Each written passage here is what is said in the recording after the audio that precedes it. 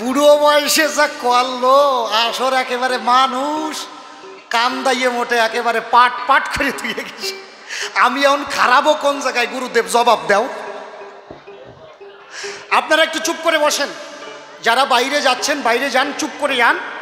যারা বসবেন, ওমা কান্দিছে অনেক সময়, কষ্ট হয়ে গেছে, মা রেস্ট নাও, বসে পড়ো বসে পড়ো বসে পড়ো, রেস্ট নাও। আমারে প্রশ্ন করেছি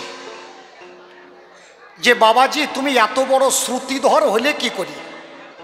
কি একটা প্রশ্ন করেছি না?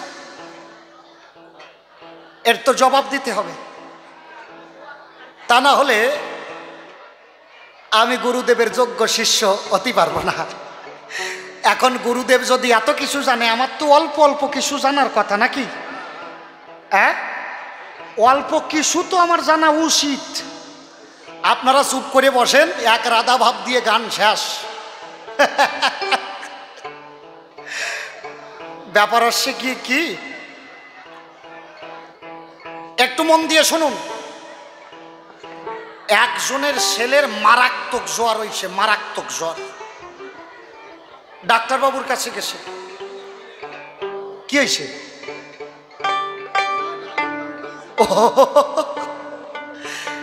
একজনের ছেলের মারাত্মক জ্বর হয়েছে, ডাক্তারের কাছে গেছে। ডাক্তারবাবু আমার ছেলের তো মারাত্মক জ্বর, জ্বর যে সারে না।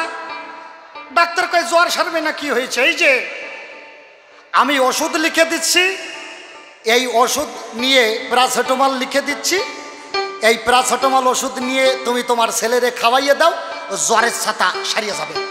কয় ডাক্তারবাবু আমার ছেলে তো ওষুধই গেলে না। আসতে দাদা ভাই আসতে। কয় আমার ছেলে তো ওষুধই গেলে না।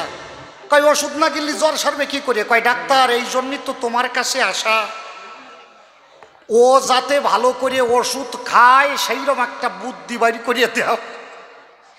ডাক্তার কিছুক্ষণ ভাবনা চিন্তা করে কয় তোমার ছেলের সব থেকে পছন্দের খাবার কি? কয় আমার ছেলে গোল গোল রসগোল্লা বড্ড ভালো খায়, মিষ্টি ভালো খায়। ডাক্তার কয় এই তো কায়দা। এক ধরনের প্যারাসিটামল আছে দেখবেন গোল গোল হয়, ফলের বিচির মতো হয় না বাবা?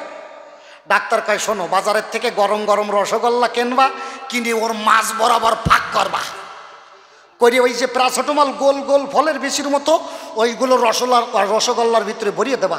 তোমার ছেলে তো আর টের পাবে না। ছেলেরে কবা নে খোকা নে রসগোল্লা খা। ছেলে রসগোল্লা খাবে, রসগোল্লার সাথে ওই প্যারাসিটামল পেটের মধ্যে চলে যাবে, জ্বরের ছাতা সারিয়ে যাবে। ওর বাবা কয় মারাত্মক বুদ্ধি।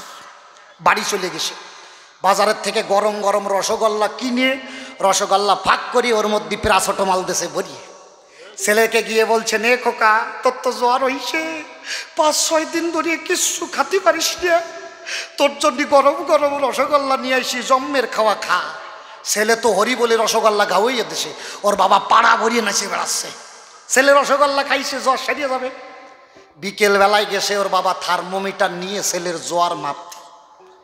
ওরে মশাই, থার্মোমিটার বগলে দিয়ে দেখে সকালবেলায় যখন রসগোল্লা খাওয়াই নাই তখন 101 জ্বর ছিল, আর রসগোল্লা খাওয়ানির পরে 103 জ্বর উঠে গেছে। আর বাবা কয় ব্যাপার কি? রসগোল্লার সাথে প্যারাসিটামল ভরিয়ে দিলাম, জ্বর কমার কথা বাড়লো কি করি? ছেলেকে বলছে কিরে কি ব্যাপার, হ্যাঁ তোর জ্বর কমে না কেন? ছেলে কয় ওর সাথে আমি কি করি কব জ্বর কমে না কেন? কয় তাই তো খোকা, তোরে যে রসগোল্লা নিয়ে দিছিলাম রসগোল্লা কিরম খাইছিস? ছেলে কয় বাবা রসগোল্লা দারুণ খাইছি, রসগোল্লা সুন্দর খাইছি, কেবল রসগোল্লার ভিতরে যে বিচিটা ছিল ওই বিচির ছাতা ফেলাইয়া দিছি। ওর বাবা কয় আরে শালার আজাদ, যা খালি জ্বর সারবে তাই দিলি ফেলাইয়ে। ছেলে কয় বাবা চালাকি করে মিষ্টি খাওয়ানো ভালো, কিন্তু মিষ্টির সাথে আঠি খাওয়ানো ভালো না। গুরুদেব রাধা ভাব ভালো, কিন্তু রাধার পিছনে যে একটা করে আঠি আছে সেটা কি টের পাও?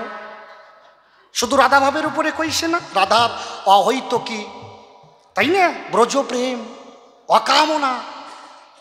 বসে শোনেন জ্ঞানে সবে আমার গুরুদেব ধরা খাবে, সাথে ওর বাবা থাকলে সেও খাবে।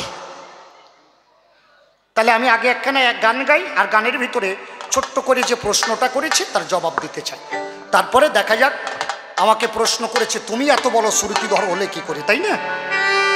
আমি ওই জবাব দিয়ে ছোট্ট ছোট্ট করে আর্গুমেন্ট করবো, বেশিক্ষণ বলবো না।